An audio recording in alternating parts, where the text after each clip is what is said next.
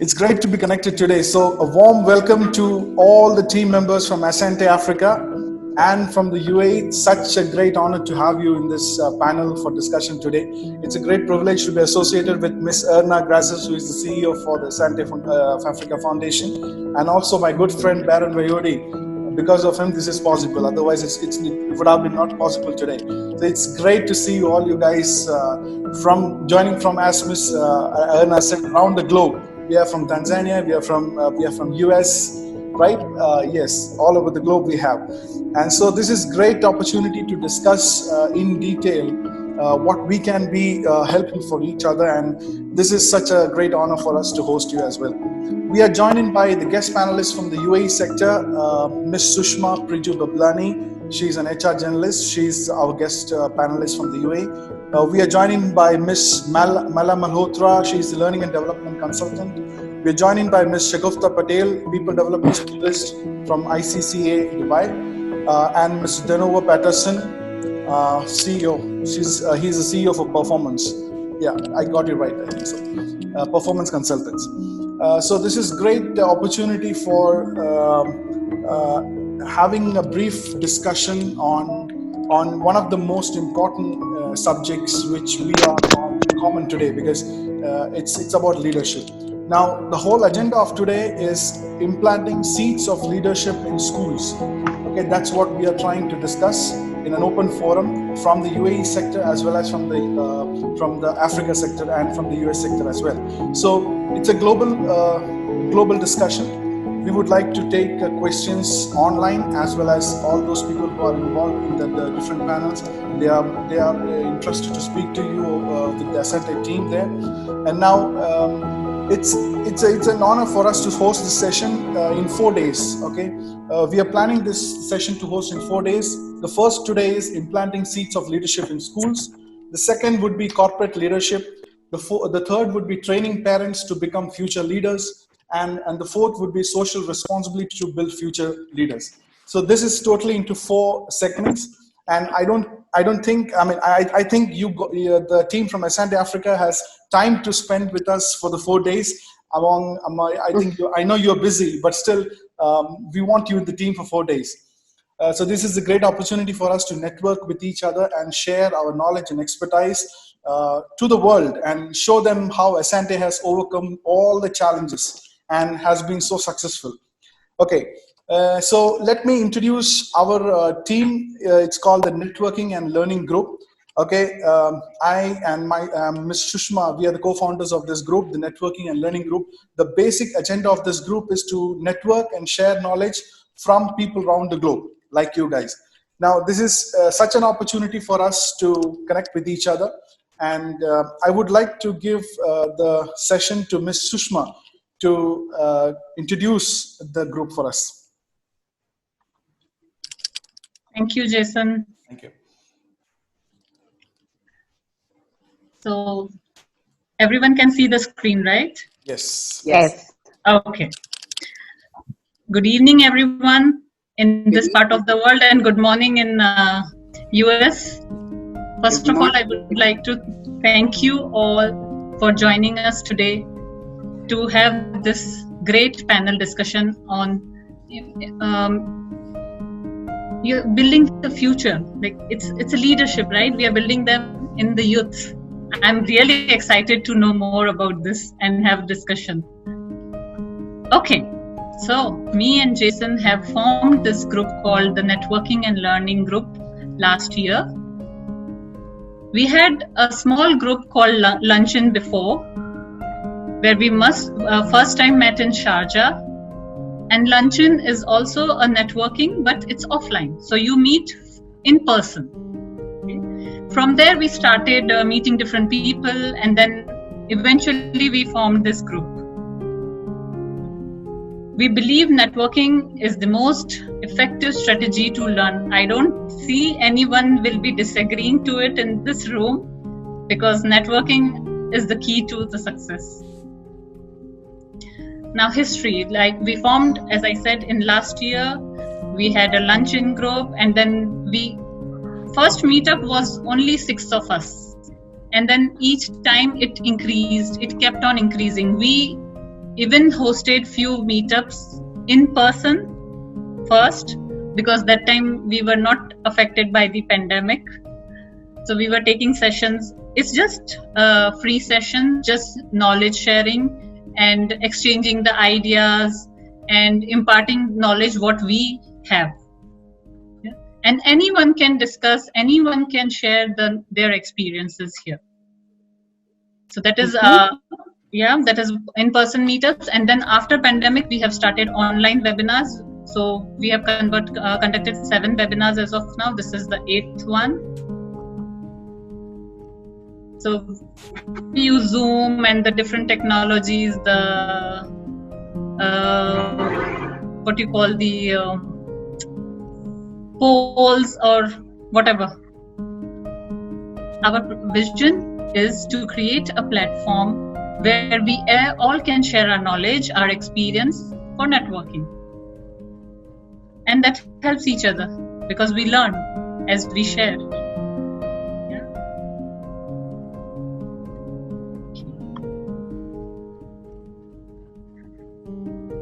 We have our logo here. That's one of my favorite part. And thanks to Jason, he has designed it. So what does it signify? It signifies the idea, the spark we have to learn from each other and to share our knowledge. And we invite each and every one who is ready to share their knowledge to the world. Please share your experiences. Let others learn. We grow by uplifting others, right? Yes. Yeah. So I am Sushma. I'm an HR generalist working with DIFC. And I have a partner, very good partner, who is Jason Abraham. He's internal auditor working with SAIL currently. And we both head this group.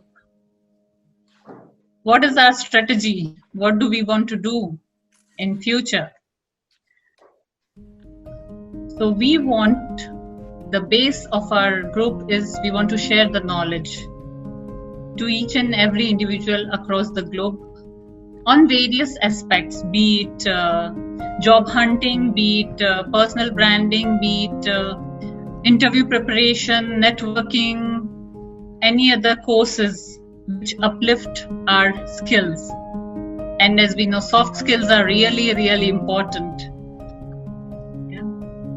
So this is the basic idea about our group. So we are targeting education sector, corporate sector, consultancy sector, across various industries as well. So be it logistics, be it medical, be it infrastructure, anything.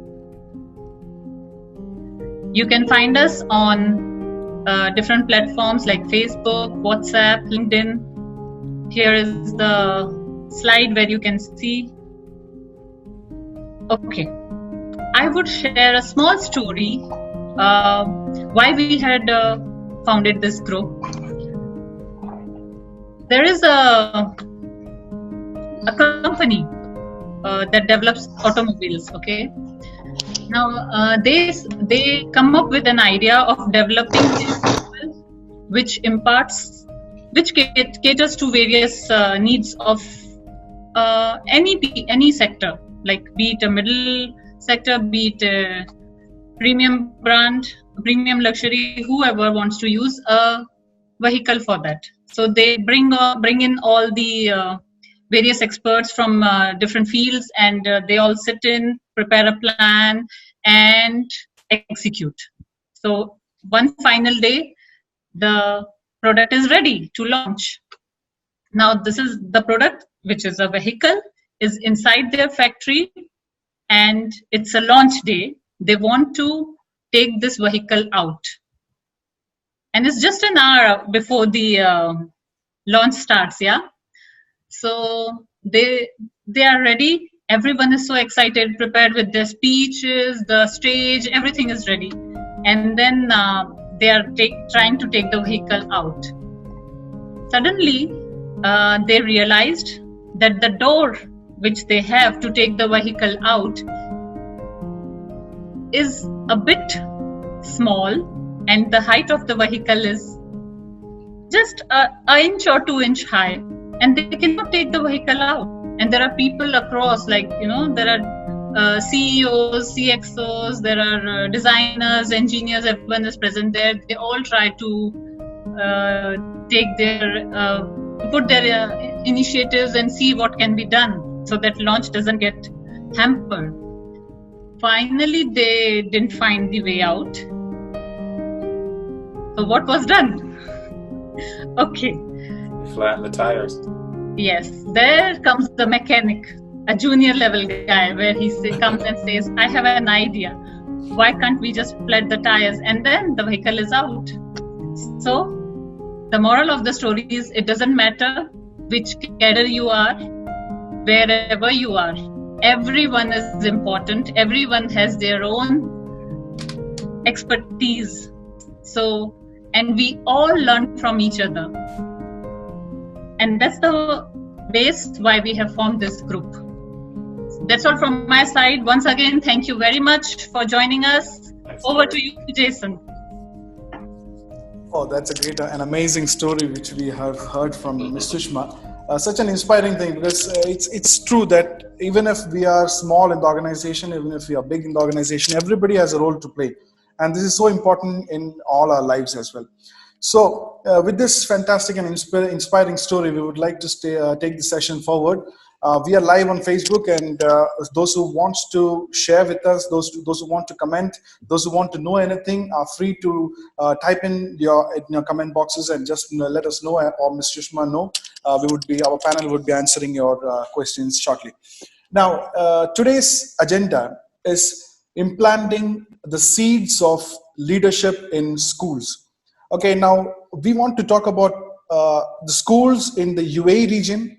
We want to talk about the schools in the African region and the US region as well. So we would be combining this. I know this the time is very short, but we would be combining these three sectors and taking it in one module, because we want to know about how does the education sector work in the three global, or in the three regions in the global level. The first question would be going for the ASANTE team to just brief your roles, and each one of you can just brief your roles so that we could know each other. We can start from Miss Erna. Sure. Yes.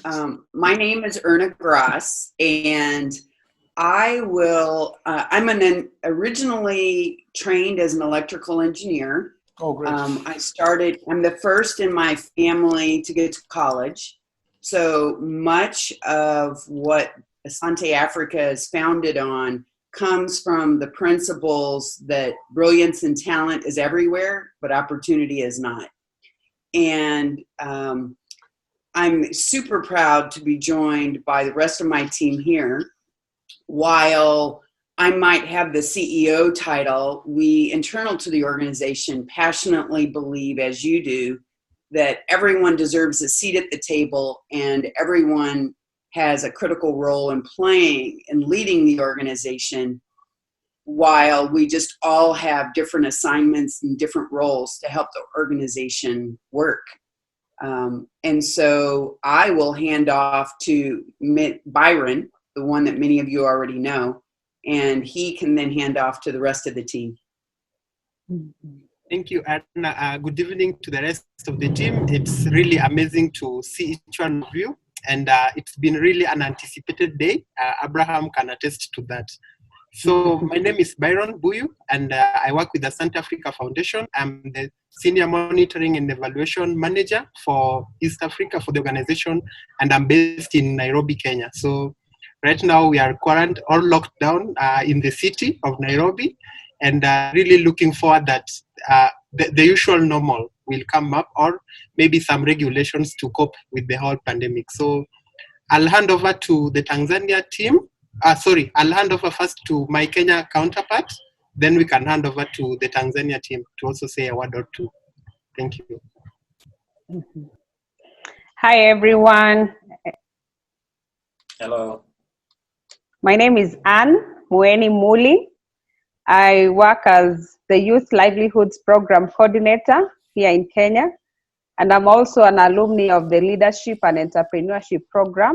It was originally founded by ASANTE Africa Foundation, as well as one of the scholarship students who've been benefited from the scholarship program. It's nice to be here and to meet all of you, and I'm looking forward to really learning from all of us. Thank you. Thank you. Anybody from Asante? I'll invite Mr. Tesha. Yes, please.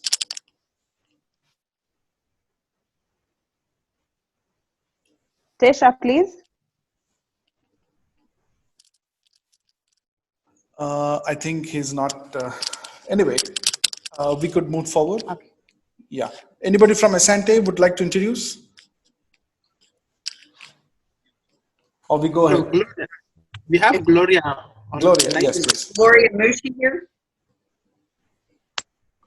Okay, Yes. I think maybe they're having an network problem. We'll get in touch. They Okay. will join us as well. Okay, fantastic.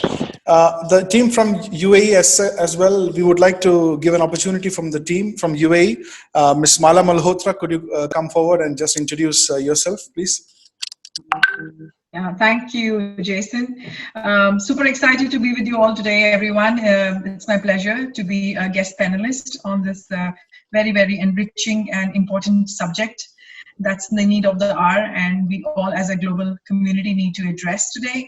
I'm a learning and development specialist by profession. I have spent almost 16 years now as a learning and development professional in various top corporates here in Middle East. And I have my own training company here now called Thrive Training and Coaching. I'm a parent myself. I think that's the most important qualification that we need to, show today. I have 2 kids, and I'm also a coach, life coach. So I do a lot of parenting coaching. So I think all these things qualify me to be one of the speaker amongst you all today. And I look forward to our fruitful discussions this evening. Thank you. Over to you, Jason. Thank you very much. Ms. Shagufta, please.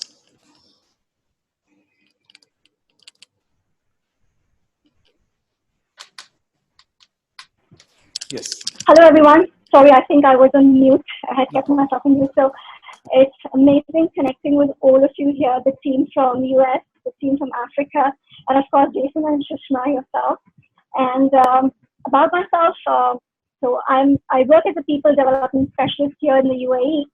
And today I uplift students and individuals struggling with life challenges to get over their doubts and limitations and progress in life. And I also work with parents to bring relief to them stressed by either behavioral, developmental, or health issues of their kids. And there was a time, though, when I myself was very stressed with the pressures and challenges of being a student and later a wife and a mom.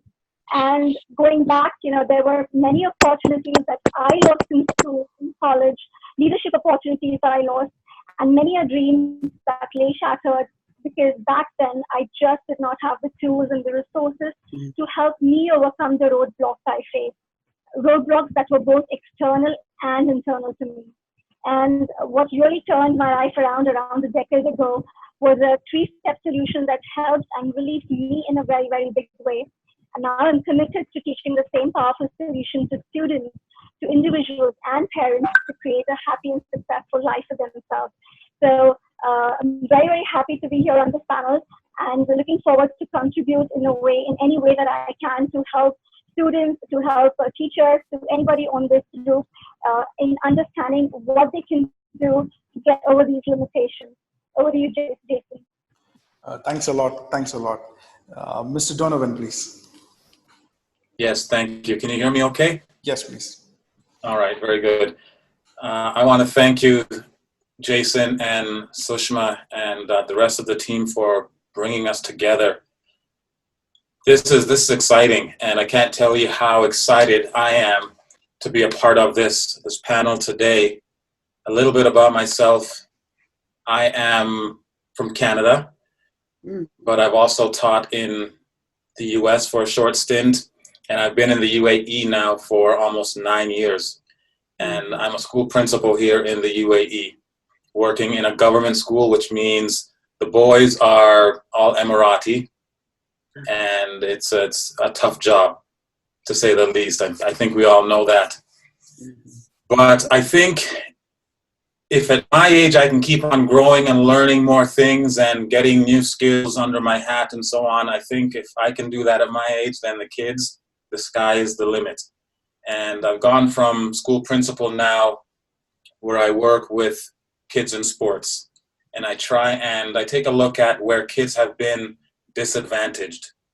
And in the US, for example, the amount of kids from 13 years old and up, girls especially, that drop out of sports because of bad coaches, you know, the mental abuse and so on, and, you know, all of those type of things that allow them to go back to the streets and, you know, not take part in extracurricular activities in school and so on. So that's why now I've turned to try to develop athletes and their performances using artificial intelligence. So I'm wearing that hat as well. I'm also a life coach.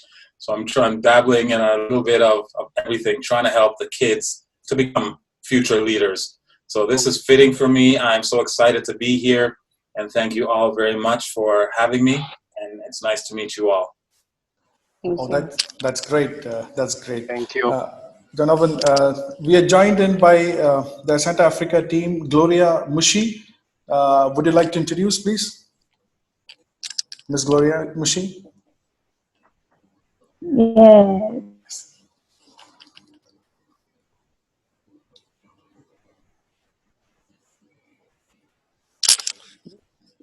Ms. Gloria, can you hear me? Yes, I can please. hear you. Yes, please. Can you introduce about yourself? All right. Hello, everyone. I'm Gloria Mushi from ASANTE Africa Foundation, particularly in Tanzania, and I coordinate the Youth Livelihood Program across 50 schools from around 25 regions in Tanzania. I'm happy to get to know everyone and to work with everyone. That's great. Thanks a lot, the ASANTE Africa Foundation and all the panelists who are joined in today. So the first question to start with from the UAE team itself, what does leadership mean to all of us? So the UAE team, if anybody would be interested to share, Mr. Donovan, what does leadership mean to you? It's a big question. Thank you very much. For me, leadership is developing the youth who are going to be leading this country tomorrow. When you take a look at the pandemic that's going on now, and you realize none of the leaders know what to do. So we have to realize that the kids are going to be the future. We have to develop them. We have to, people say lead from the back. But as leaders, I like to walk the talk. And that's how the kids are going to learn how to develop their leadership skills. And they will be the leaders of tomorrow. They will know what to do when the next pandemic comes around. I can guarantee that. So leadership means walking the talk. That's amazing. That's amazing. Ms. Erna, would you like to add something from your expertise, please? Absolutely. I have actually, from a very early age in my own career, really studied leadership, both theoretically, but also in people that I admire. And we have a philosophy that is founded on that leadership is not based on a title. It's not based on a position that's been given. Leadership is a sphere of influence from wherever we stand in this moment. And that anyone can be a strong leader at any age. And one of the questions I love to ask the young people is, who in your community do you really listen to that has no title or no formal position in the community? And that is the sphere of influence. And I think in young people, we work really hard that while you may be a titled and formal leader of tomorrow, you're actually leading from where you stand today. And that has everything to do with the character and values that radiate from inside you outward, and the lives that you're touching around you. And for us, step one is always believing that you're worthy of being that influencer, and then radiating out your values in the actions. So very similarly to what Donovan said, it's walking your talk, modeling the way, and helping other people come along on the journey with you. So that would be my addition. Miss Erna, I would like to know, because if we are talking about bossing and leading, there's a much big gap, because bossing is actually taking control of others, but leading is by an example you create or before others, and you go in the front battle and you fight the battle, and then if you fail, you take the blame, and then you give, if you win the battle, you give the credit to the team. So have you faced any similar kind of role in your whole career, being a leader yourself? I have faced many of those situations. I've been fired for not falling in line. I have some of the biggest challenges, and everyone on this call can think of an instance where you have been asked to do something as a subordinate or as a boss that you are up against your line in the sand of the values, that whether you will cross that line or not. And I think as leaders, we all have to recognize that everyone around us is watching how you respond to those situations. And we've all had really good leaders, and we've all had really bad leaders. And we all have observed how they radiate and use their power. And I will say that probably one of the biggest valleys, and we also fully recognize, I'm sure every person on this panel can share, we all love talking about when we're at the top of the mountain. Exactly. And everyone probably has the deepest learning when we're in the lowest part of the valley. Yes. And so I've been in several valleys throughout my career, and it causes a lot of self-reflection. But I think one of the ones in the philanthropy world, I shifted from the corporate world in Silicon Valley, where I was leading research and development teams, to the philanthropy world, and it's all about developing young, educated future leaders.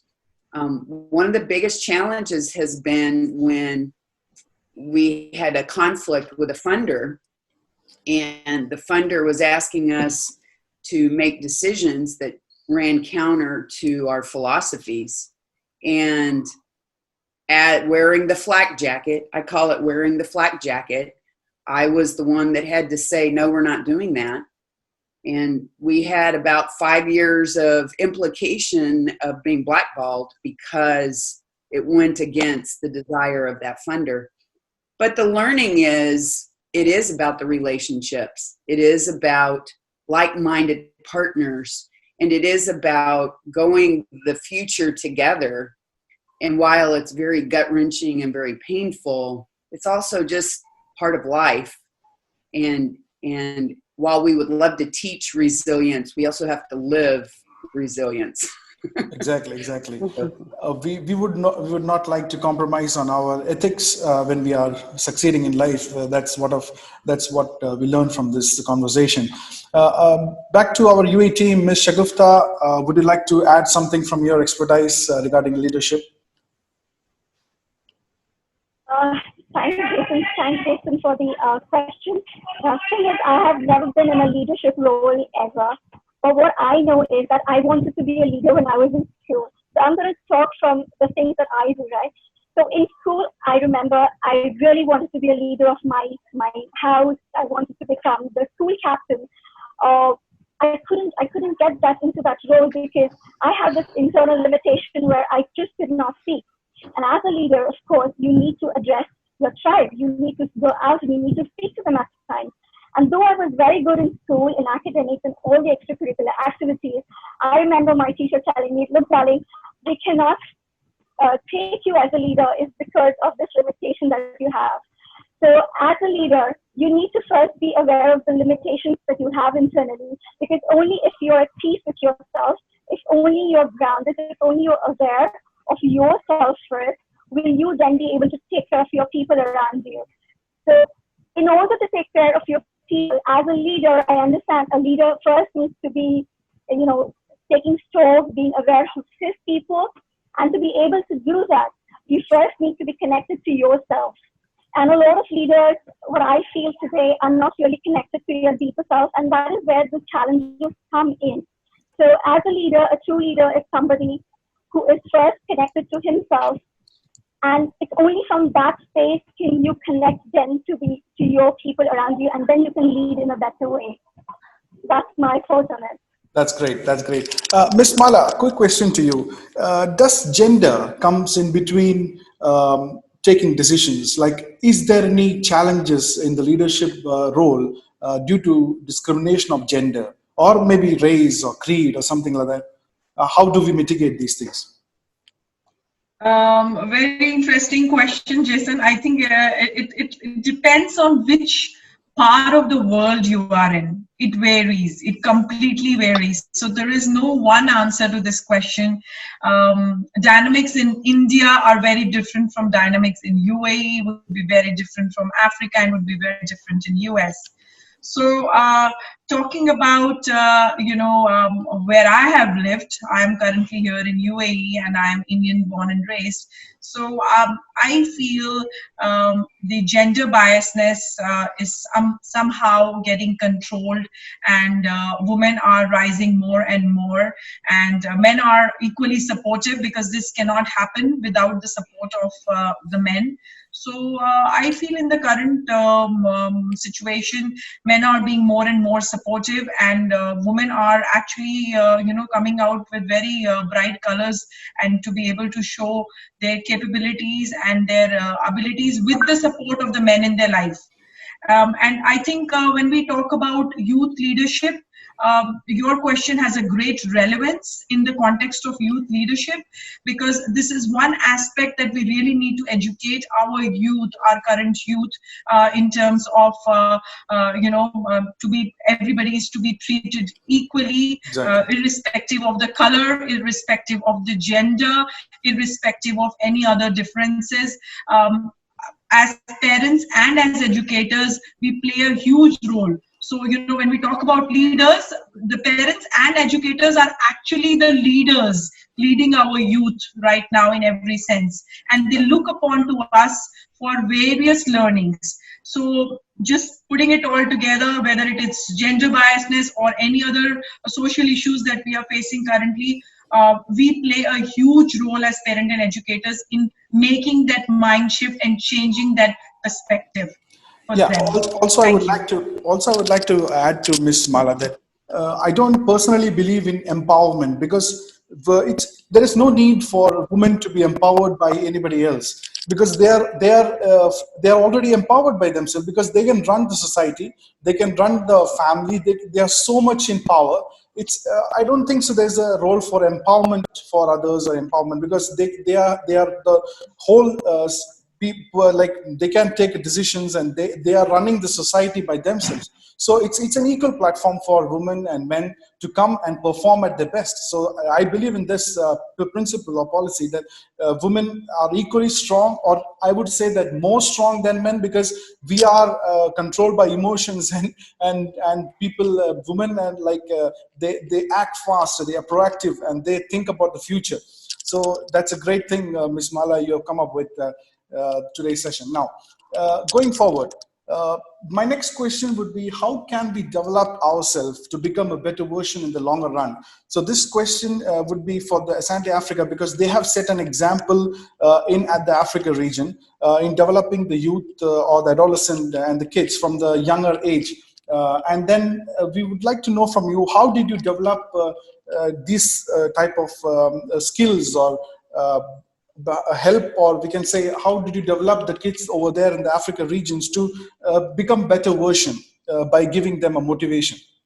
Anybody from the ASANTE team? Baron, you can. Yes. Yeah. Yes, please. Yes, Ms. Annie. Yes. So what I'd like to say is that in Kenya here, we work with over 100 high school students. And in each school, we have 50 members who form a club, and they go through a leadership development course through a period of 1 year. And one thing that I've learned being a young person over a long period of time is that young people desire to be equipped with the right skills, the right attitude. They need the right mentorship and motivation. But above all, also you inspire them for them to become heroes of their own stories, to become heroes of their own passions. And us who are doing the equipment, not taking the glory, or us becoming the heroes at the end of it all. Because so many young people have different ideas, some of which we may not even resonate with.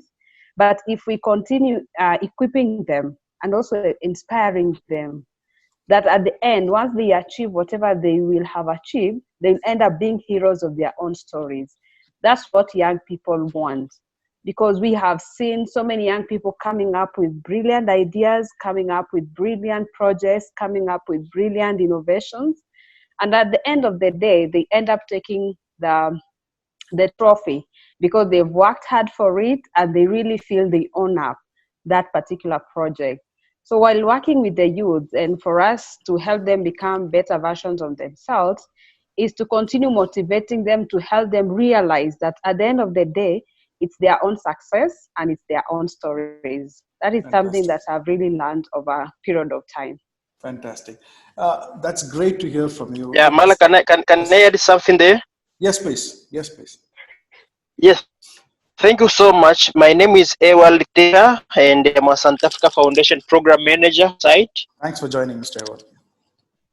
Thank you so much. Just adding what Annie has said, ASANTE Africa programs, basically, our programs are based on equipping our youth with the tools and the skills which they need to tackle their life challenges.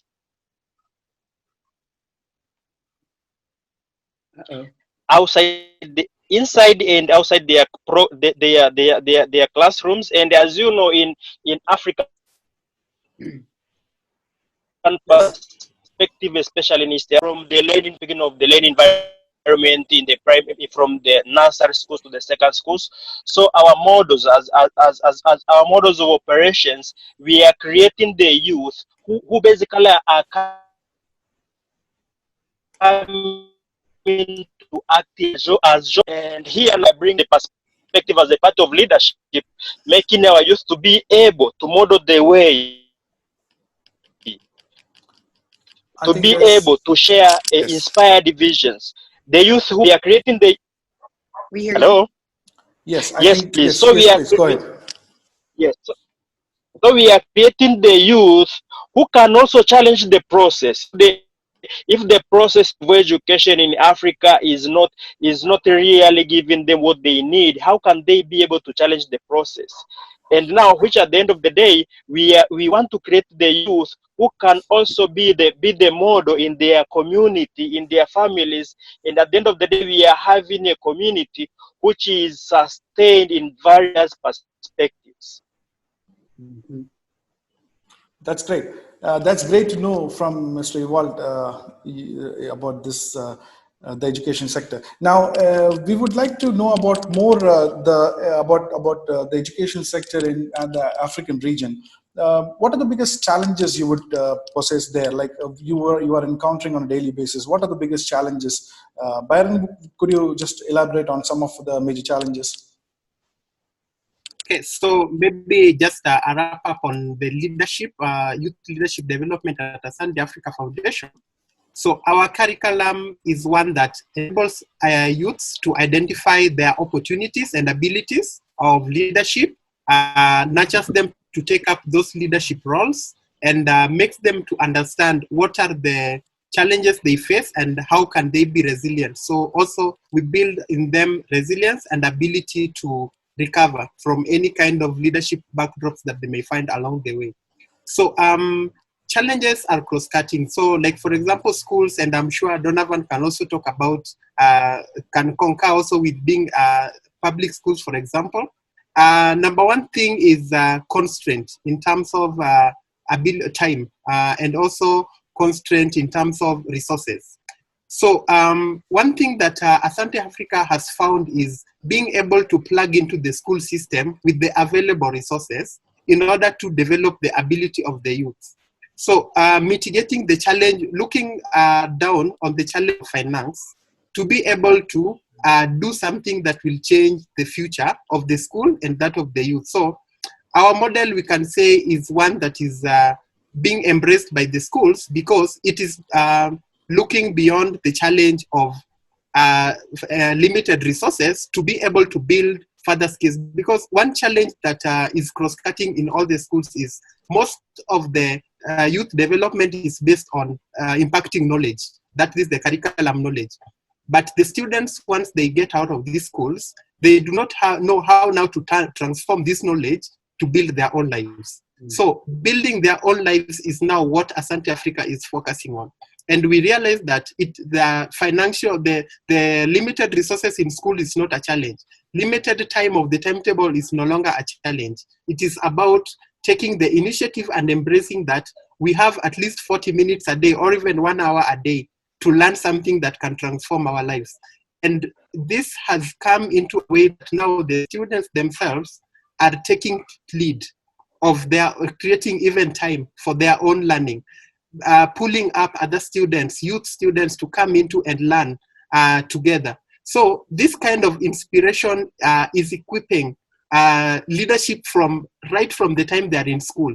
And it's also teaching them that limitations are only mindsets, but limitations, we can have barriers to break some of the limitations. So challenges that maybe we see is community acceptance. So some of the youth still find a hard time being accepted back in the community. For example, a young person, like right now, we've really seen a lot of leadership, of most of our youth alumni, and even those that are still active in school, taking leadership to educate their communities on COVID, to give their communities on items they can use to prevent themselves from contracting COVID. So this type of leadership is where now we need it to be demonstrated in the community so that the community also accepts that youths are being transformed and they are having transformational kind of leadership. It is not just like they are just getting any leadership skills that they boast among themselves, but it is to transform their own community. So the challenge is more of community-based than school-based because we have all the ability to give the students to get leadership, but this limitation is only mindset. So that's what all I can say on that. Yes, the mindset needs to be addressed. Taking this note further, Mr. I Donovan, think, yes, please. can I add the other challenge on Yes, top of please. Byron's? Yes.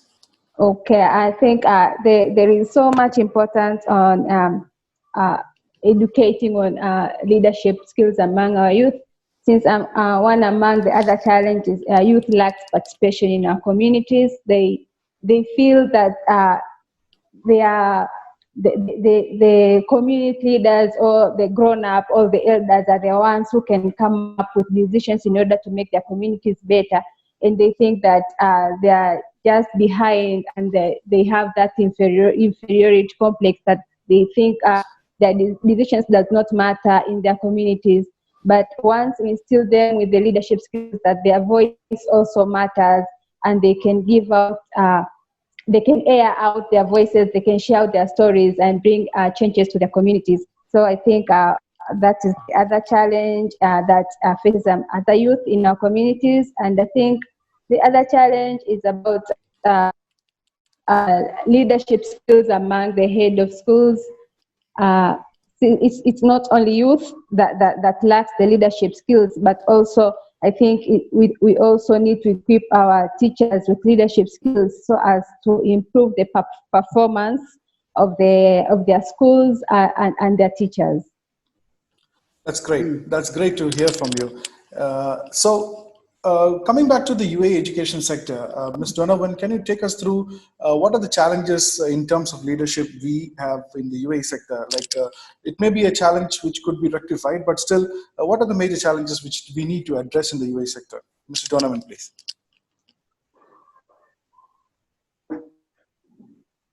Mr. Donovan, can you unmute, please? Yes. Just once more. All right, Yes, there we yes. go. Yes. You hear me now? Yes, please. Thank you. Very good questions. And as we said before at the beginning, we could talk all day long about this. A couple of things. I think it's important to realize that no matter where we go in the world, and no matter what kids we teach, you're going to find the similarities, the same things, the same needs from every single child in your building. Now, it's up to the adults now, as was just previously mentioned, it's up to the adults to signify which students need the leadership at which time. If you think of the Chinese bamboo tree that for 5 years doesn't sprout out of the ground and doesn't grow, and then in the 5th year, in 5 weeks, it shoots up to about 30 feet. But that's because it's been nurtured every single day, taken care of for 5 years. So we can ask the question, does it take 5 weeks for the bamboo tree to grow, or does it take 5 years for the tree to grow?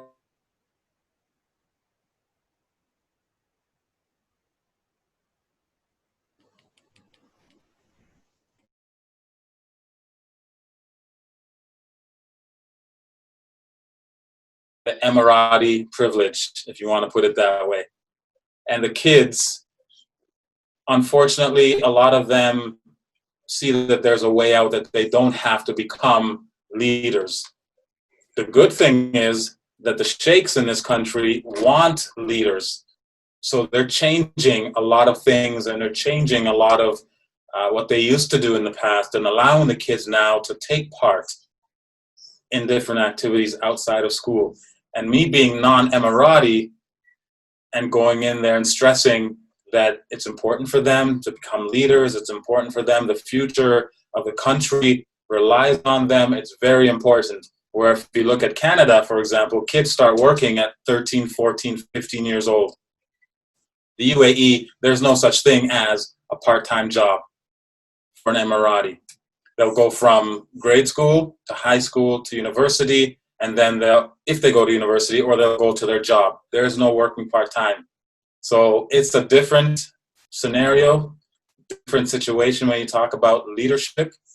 But me as a Westerner, I still have to pick those kids who have the leadership skills and still develop those leadership skills, because I can see it and I know they will need it. So that's my role, and that's all of our role, no matter where we're working, no matter what situation we're in. If the kids are in front of us, we know what we have to do. Yes, so true. Ms. Mala, yes, may please. I add? Yeah, I wanted to just add a very beautiful analogy that Donovan gave about the bamboo plants. I have an analogy which adds on to this analogy. This is about sprouts. You know, we have seen how, you know, when we soak lentils, how the sprouts start coming out. Yeah, do you know what I'm talking about? Yes, Yeah, yes, sprouting. Yes. So when we are providing the same environment, same amount of water, okay, everything remains same, and you will see the sprouts are coming out of different lengths. After 3 days, when you open the box, you will have this big sprout, you will have this big sprout, you will have a lentil which hasn't sprouted at all. So I am just using this analogy to say that you know, that's a beautiful example from the nature, that all of us as human beings are also so different. We talk about inspiration, we talk about making leaders, and I'm sure Donovan will 100% agree with me. Each child, each human being is very different. So let us allow them to sprout in their own time. Let us not pressurize them. Let us not, create this, peer pressure or parental pressure, which is also a reason for a lot of, negative emotions amongst today's youth, because they feel very pressurized. And the big weapon of mass destruction is the social media that adds so much stress to their lives. So let us continue to inspire them. Let us continue to provide and support them in all ways we can. However, with that acceptance that each one of us is very unique and each one of us will take their own time to sprout up. Thank you. Yeah, that's a great keynote.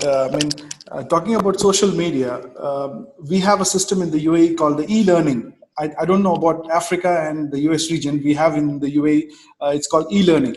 And it's Ms. Sushma, I would give you the opportunity to just discuss in brief about the e-learning system. And then Donovan, you can also add in some of the features as well. Thank you, Jason.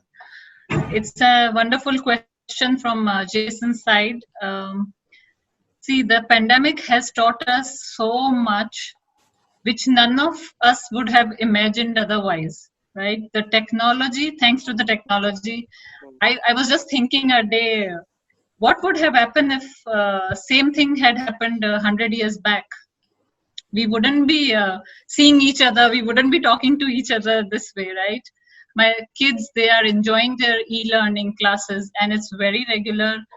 The kids, the teachers, the management, school faculties, hats off, really hats off. They have done such an amazing job. Kids are so well equipped now. They learn as they were learning in schools, though they miss the human touch, yes, of course, with their friends and teachers. But otherwise, the academics they have designed, it's really great. Also, I see the areas which were not touched while we studied are being implemented in schools, like leadership skills, teamwork. This all we were never taught at school. We just learned on job when we started working, and on the job we learned. So it's job coaching. But now kids nowadays, they are given the opportunities as well to showcase their talents. And teachers also help them to nurture. If they see some kid is lacking somewhere, they take a separate class or they take a separate session with them to upbring their skills. So it's really great to see this happening, and I'm really happy that kids have this opportunity to build themselves and to grow themselves, which we didn't have. That's all from my side. Thank you. That's a great. Ms. Donovan, would you add something to the e-learning sector so that the Africa Foundation can take notes from the e-learning module? Yes, please. Okay. Sushma, that was well said. Now, yes, for everyone else around the world, distance learning, we call it, and it's not easy for anyone. The parents are having a difficult time. The teachers are working harder now, I believe, than they ever worked before, especially with the lockdown. So everyone's mental state right now, and it's taking a toll on a lot of people in a lot of different ways. Not just the teachers, but students and parents. Everyone right now is suffering a little bit. But the UAE was very well equipped. Every student in the UAE, fortunately for them, they all had a laptop already. So when this happened, we just had to just kind of roll with it, and they just logged in, and we're doing something called ALIF, which is they have all their lessons, the core subjects, English, math, science, Arabic, Islamic, social studies, is all online. They're now doing PE as well online, so they've really took up with it and ran with it, and it's working really, really well. So, but I think they need, as Sushma says, they need that face-to-face interaction with their friends. Even though they fought every day with their friends, I'm sure they're missing their friends, and they're missing the teachers. I have students who are still calling me saying, "Mister, I miss you." And I will say, "I miss you too," so they still need that, and they need it because the world needs compassionate humans. and we need to teach them that. And that's a one main drawback of the distance learning, I think. So, but we're rolling with it. We're doing okay. That's amazing. The team Can from I just add, yes, Jason, please. to this? Yes, please. Okay. It's a fortunate opportunity that I'm also part of a parent focus group in the school. So today we had a second meeting from school sides. So every month we have a meeting, and it's really great that I'm highlighting it because school is taking surveys. School is taking what you call a feedback from each and every parent in the focus group, because we know what challenges we are facing, and we give them the feedback, and really appreciate school taking action on each and every feedback. They have documented it. They have put, as we put minutes in a normal meeting, that this person has told or has brought up this issue or has given us this suggestion, and they have put the action plan in place, and they are taking they understand us, and they're taking complete action on this. So I feel that feedback is really important, be it negative or positive. They are really working on it. So I think that's a key, because as a parent, we know what challenges we face, and as a school, they also know. So they try to find a win-win situation for kids, for parents, for school management. So yeah, that's working well, I believe. Keeping that discussion in progress, I would like to know from the ASANTE Africa Foundation, does any similar kind of operations or e-learning system is available in the African region or in the US region? Ms. Erna could add on to this talk. Anybody from the ASANTE Foundation? Ms. Erna, Okay, I think yes.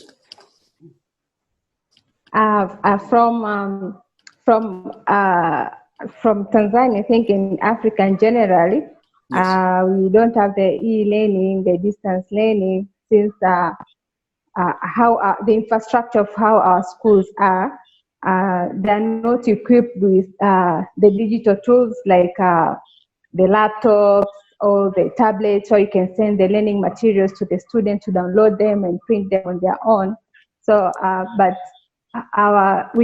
for ASANTE Africa Foundation, we keep our students continue learning from their home during this pandemic by printing the materials, different summarized notes, different past papers, and other learning materials. So we provide them where they are in their home places so that they keep on learning. And ASANTE Africa will also provide the digital tools to the schools, like the Retro Plus, where it has the online learning materials with all the subjects. We provide the laptops, we provide the projectors, but they're normally used in school. So right now the schools are closed and the student cannot access them since they're at home. And those materials that we provide are only fixed in schools. So we only help them by printing them, the handouts, and reach out to them. That's what ASANTE Africa is doing to the students. That's amazing. Ms. Erna, would you like to add something in this? Yes. Yes. Go ahead. Yes, I can add some. Yes, Baron, please. Before, yes, I can add something there. As Gloria said, our technology has not been much. I don't, guys, can you hear? Yes. Yes. Yes. So I was saying our developing in Africa and Tanzania general has not been developed very well, and the pandemic has brought in a lot of innovations, as the previous speaker said.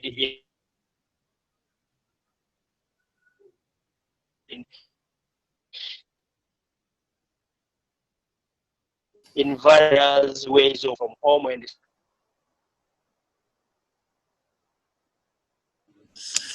I think we are losing you, Mr. Ewald.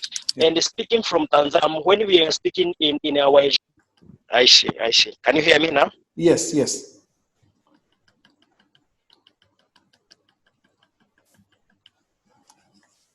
This is Africa. Yes, okay. Sorry. So pre and primary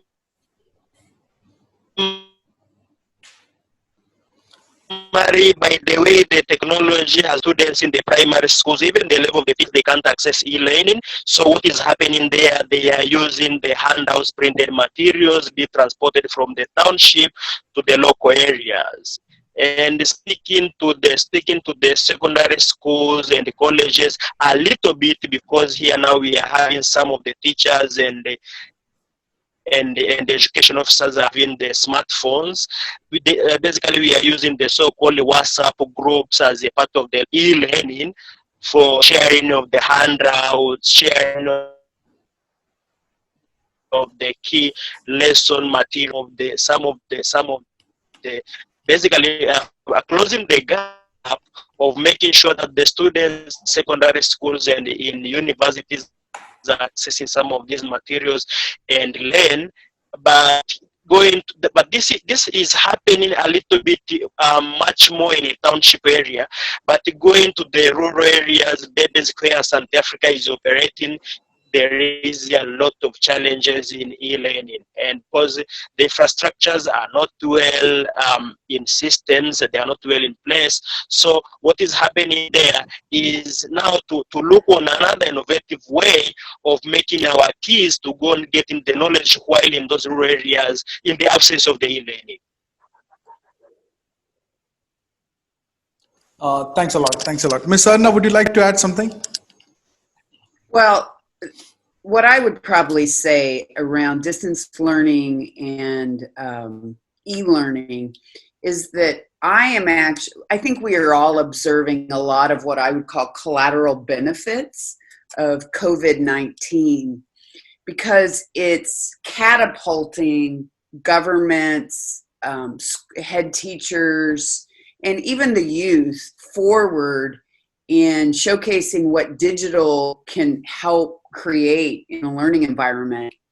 And while we in Africa work in these deeply, deeply rural communities, it's also every child right now is a digital immigrant. Whether they have a smartphone or not, they are born into the world of digital tools. And on their own, they will learn. And so it's going to be up to us as the current educators and providers on how that plays a part at the individual level, at the school level, at the family level. So it's an exciting time. And I think for us at ASANTE Africa, we are trying to reimagine what learning will look like post-COVID and what are the different tools that will be available, but not compromising what has been said earlier. We don't want to compromise the emotional support, the psycho support, the life skills support that's so desperately needed just by the human contact. So it's fun. It's stressful, but it's an exciting time right now. That's amazing. ASANTE Africa. Yeah. Few additions. Yes, please. Yeah. So I think one thing that crosscuts is infrastructural challenges, especially in Africa. Both Tanzania, Kenya, and Uganda would speak about infrastructural challenges, especially at home level, because even if you were to, I remember in Kenya there was supposed to be a digital literacy program where each student in grade 1, 2, and 3 was to be supplied with laptops or tablets. But it was not successful. The major question was being asked is, how will the students work with these gadgets at home when they don't even have electricity? Yeah, so infrastructure is the major challenge that is hindering students, maybe especially those at the rural communities, from being able to even learn digitally. Right now, the government is trying to use TV and radio to learn, but again, the percentage is still very low because the number of students who are accessing television is also quite low, especially in the rural community.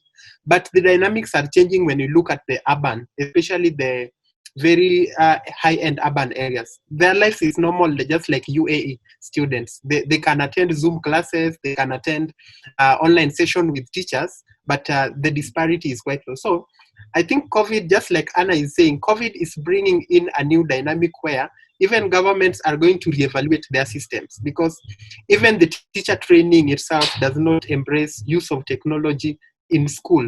the curriculum system, Kenyan curriculum system is trying to incorporate digital literacy, digital learning as part of the curriculum, but it is still far-fetched from getting there. So it's going to be a system which now also brings the government to question themselves, like, how do we make digital learning a priority? Universities right now, I see most of them are crying foul about the government trying to introduce online examinations. They are not ready. So if this is at the university level, and now imagine it at the primary school level. So it's a time now where the government is also going to reevaluate what the other organized stakeholders like ASANTE Africa Foundation, who have been championing for digital literacy in school.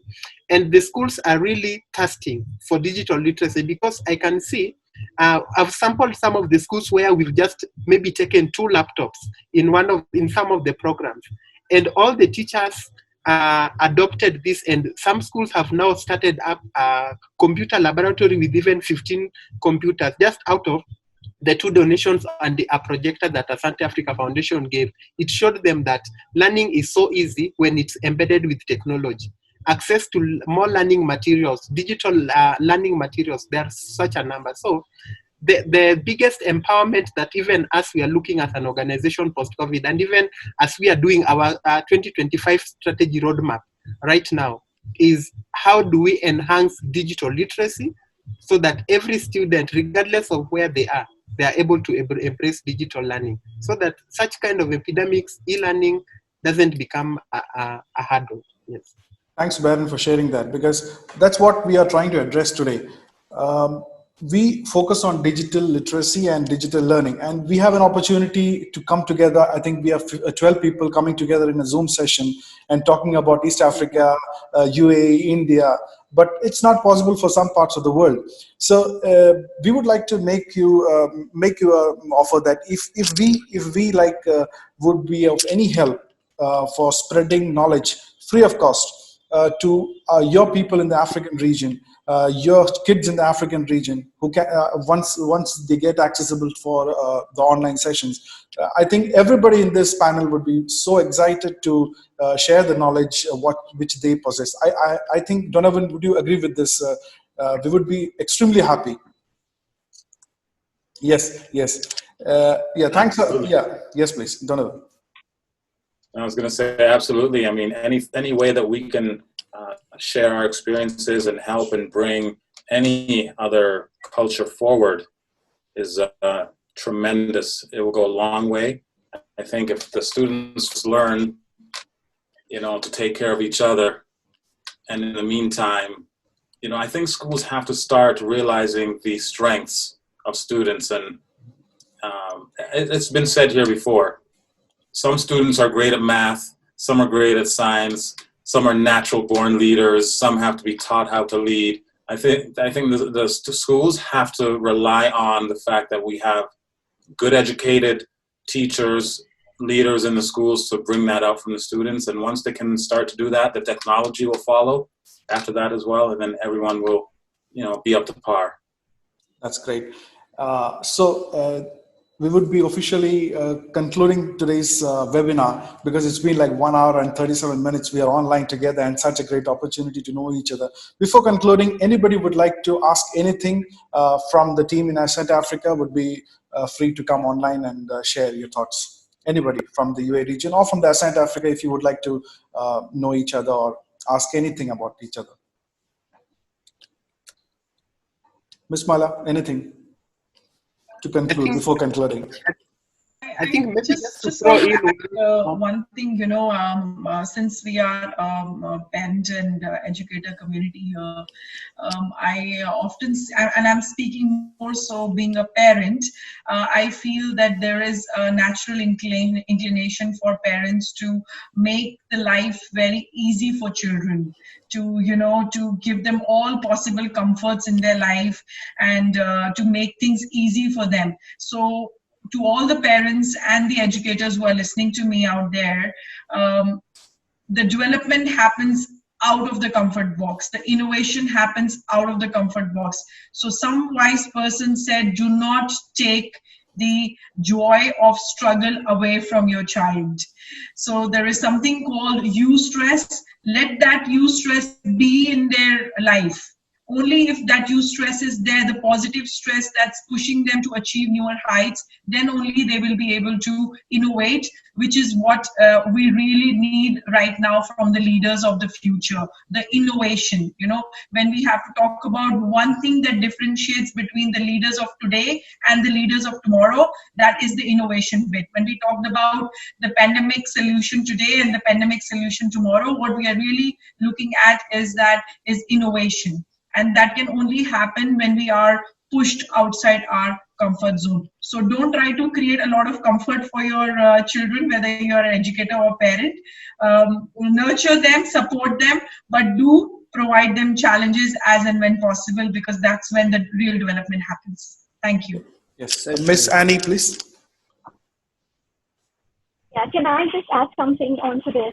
So what Hala has said, yes, definitely fantastic input from everybody.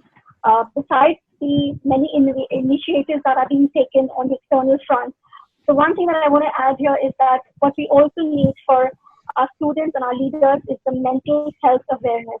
And I think that is one thing that is really, really lacking everywhere.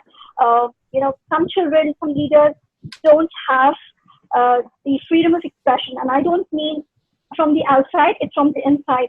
So, you know, there's just something that they just cannot express, something that they just don't know how to deal with internally.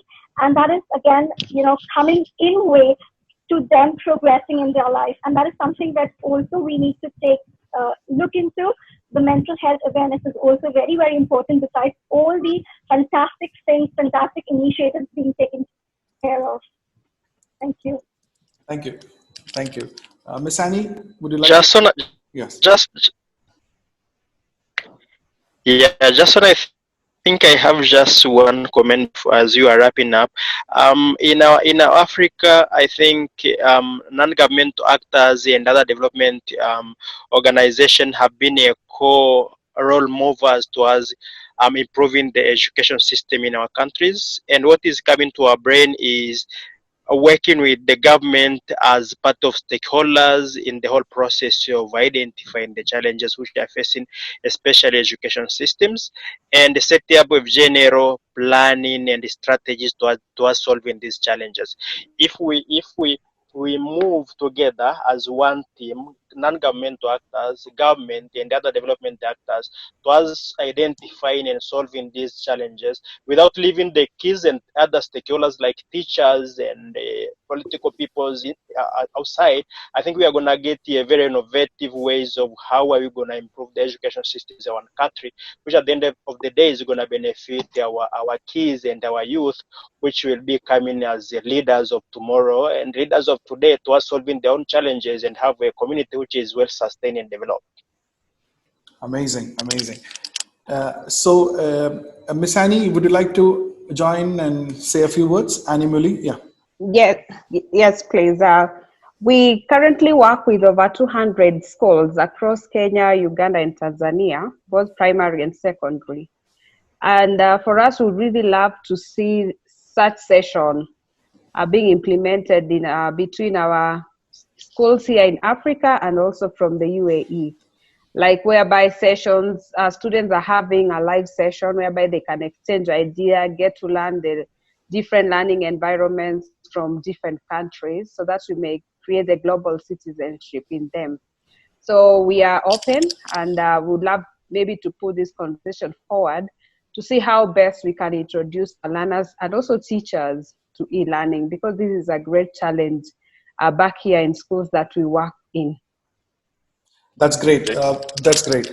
Jason, before we go, I know we could go on and on, but yes, please. What Annie just said and a few of the others, I have actually a program like that right now with students from Ghana. Amazing. Wow. Mm-hmm. They've paired up with the Cycle 2, which is grade 5 to 8 students at my school, and we do live on Zoom.